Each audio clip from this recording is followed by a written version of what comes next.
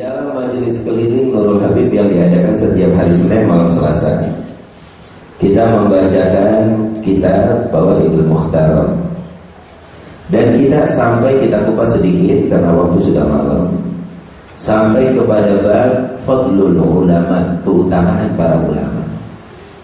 Ya, karena ulama lah tempat bersandar bagi mereka orang yang mempunyai titik keluhan-keluhan dalam segi dunia atau akhirat. Karena ulama lah yang menjadi sandaran umat setelah wafatnya baginda Nabi Muhammad.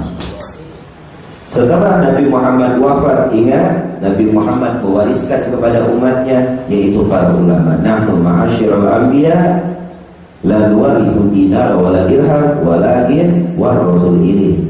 Akan tetapi mereka orang mewariskan ilmu. Al-ulama warasatul anbiya, dan ulama itu pewarisnya para anbiya. Dalam segi dunia, dalam segi akhirat, ingat keluhan tersebut kau akan keluhkan yang tepat kepada mereka orang para ulama ahli sunnah wal jamaah.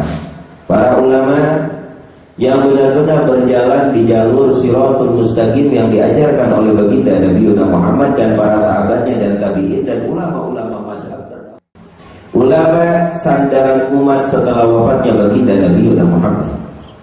Ulama peninggalan yang sudah direstukan atau dipastikan oleh setiap para anbiya sebelum mereka orang wafat.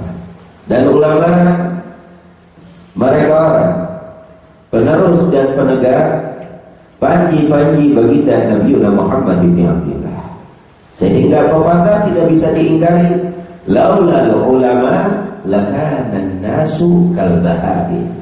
Kalau emang tanpa ulama sudah tidak ada, atau di kampung kita tidak ada ulama yang benar-benar menegakkan agama lillah wa fillah, yang benar-benar mengajarkan umat dan ahli kampungnya ajaran Al-Quran, ajaran sunnah sesuai akidah ahli sunnah wal jamaah, bukan akidah hitam, bukan akidah yang lain, tapi akidah yang benar-benar diajarkan Nabi dan para sahabat dan para tabi'in dan para ulama, dan mengikuti ulama-ulama salaf terdahulu, bukan menentang. Berhadirin, maka manusia akan seperti binatang-binatang yang ada. Naudzubillah.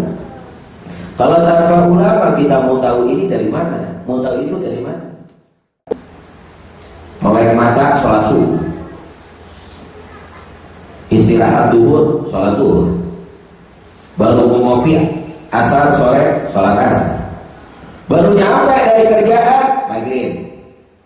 Baru mau tidur, isya. Luar biasa. Lalu ini bagaimana?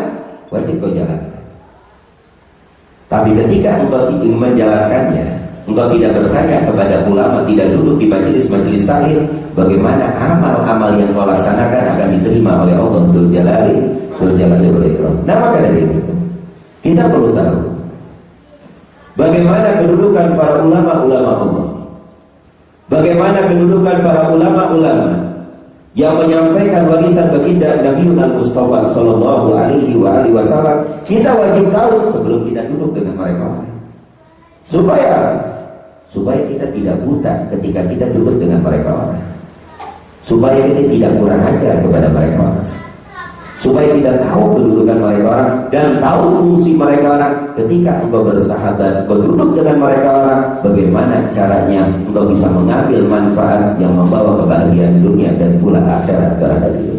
Nah, makanya kata Allah di dalam kitab ini, yang pertama disampaikan ayat yang tidak aneh lagi kita kenal, yang Allah firmankan di dalam surat Al-Mujadalah ayat 11, yarfa'illahu alladhina amanu minkum walladhina utul ilma darajat. Kedudukan ulama, kata Allah, Allah mengangkat orang-orang yang beriman. Setelah mereka orang beriman, mereka orang menuntut ilmu, Allah akan angkat derajat-derajat yang begitu tinggi, derajat yang sangat luar biasa. Itulah kedudukan para ulama-ulama Allah dan Rasulnya terhadap diri.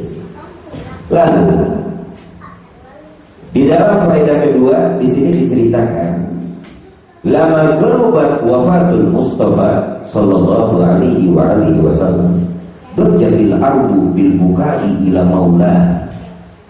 Ketika baginda Nabi Muhammad mendekati hari kematiannya berakhir, hari wafatnya, maka semua para sahabat yang ada di kota Madinah, kota Mekah, semuanya menjerit dengan penuh tangisan berakhir. Kenapa? Karena nabinya akan meninggal, karena kekasihnya akan meninggal, karena gurunya akan meninggal. Mereka orang tahu sholat dari baginda Nabi.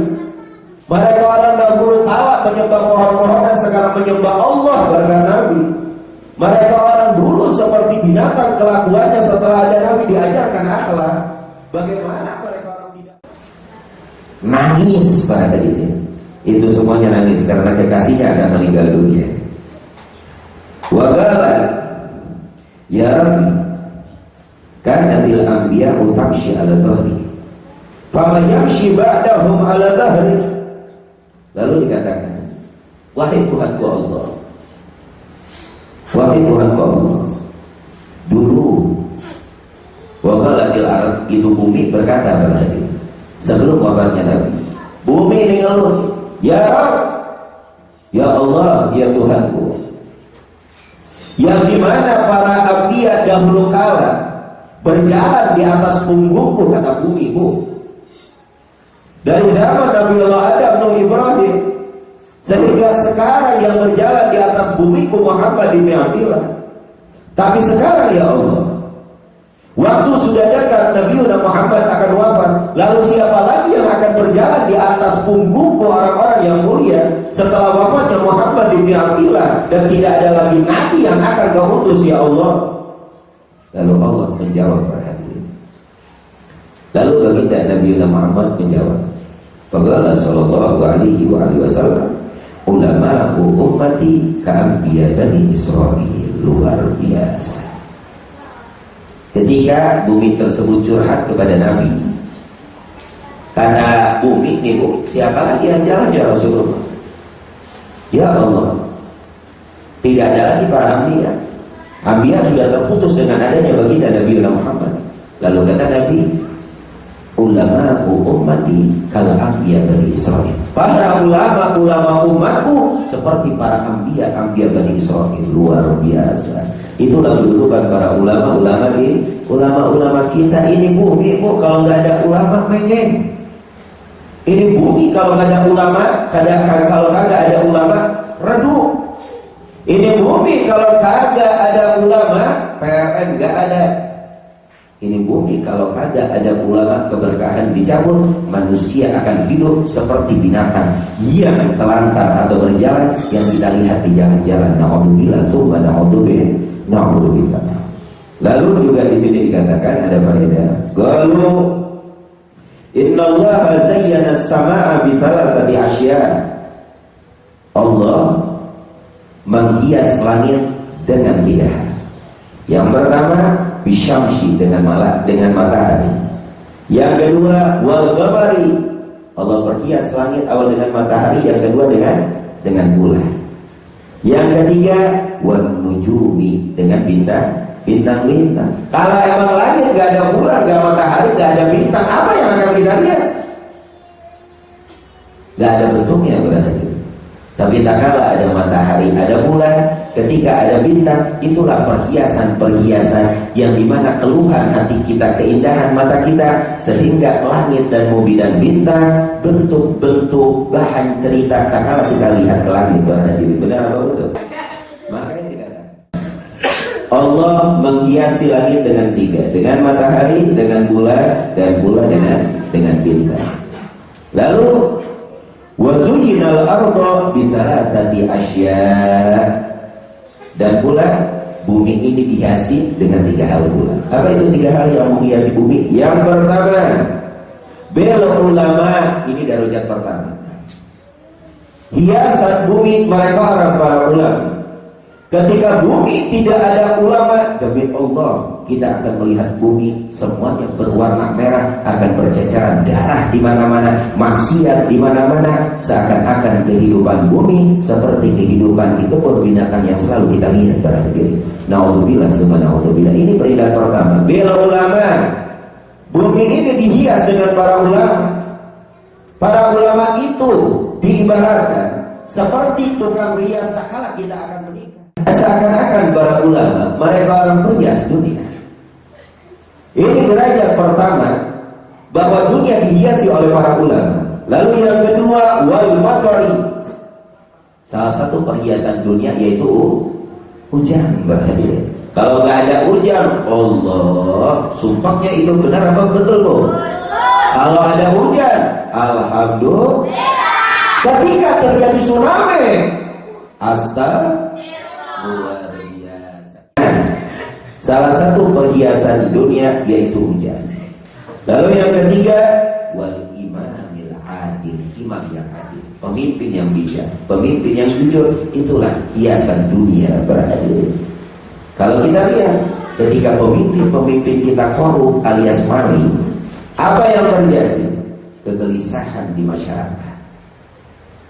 Dan bumi pun terkena dampaknya. Lalu apa yang kita lihat negara kita dan kampung kita?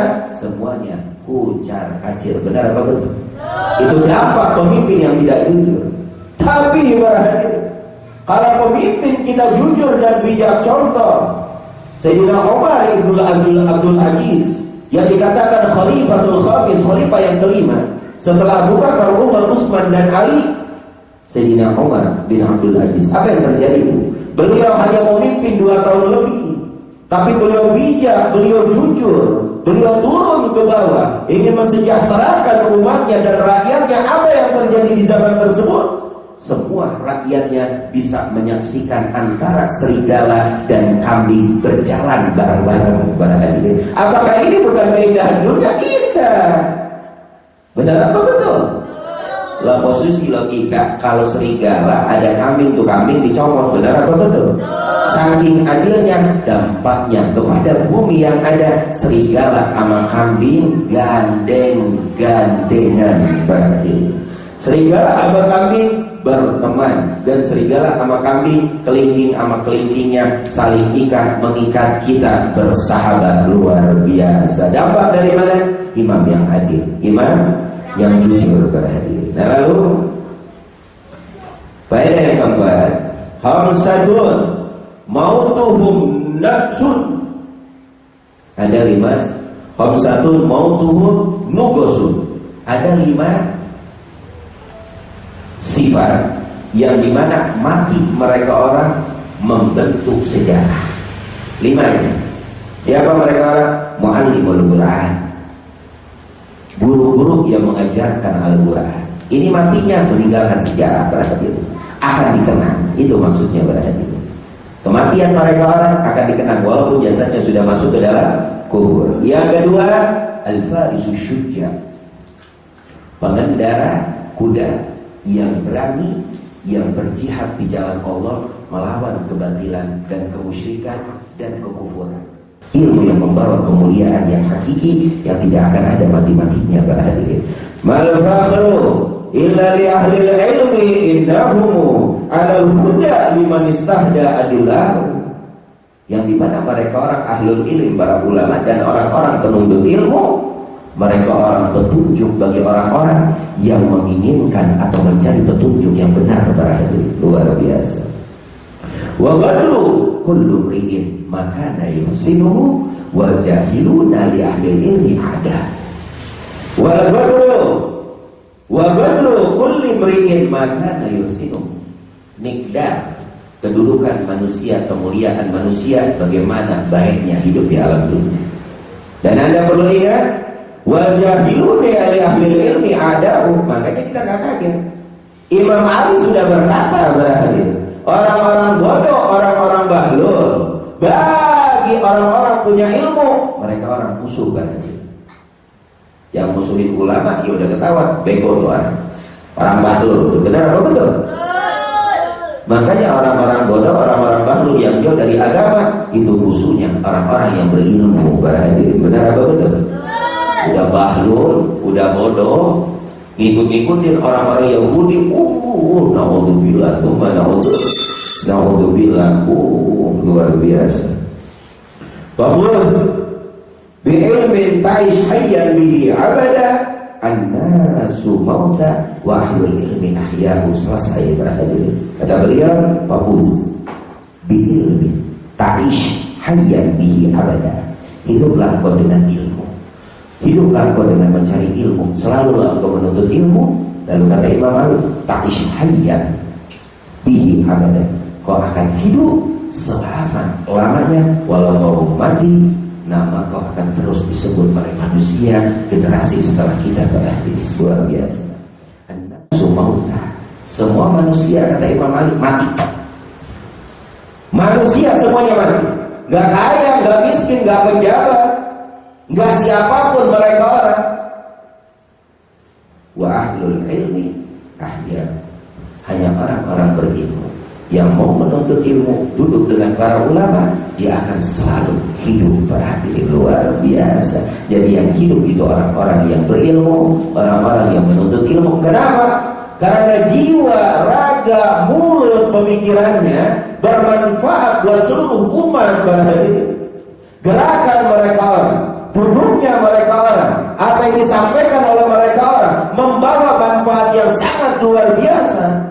Dia sudah tahu ini dunia untuk manusia dan kita dihukum kontra. Lalu siapa yang bermanfaat? Hanya mereka orang para ulama yang bermanfaat buat semua bangsa, negara, umat dan semesta. Mereka orang para anbiya. Maka dari itu Nabi tidak salah berkata, ada ulama warasatul anbiya, para ulama penggantinya para anbiya. Selesai, titik dan koma. Amin ya rabbal alamin.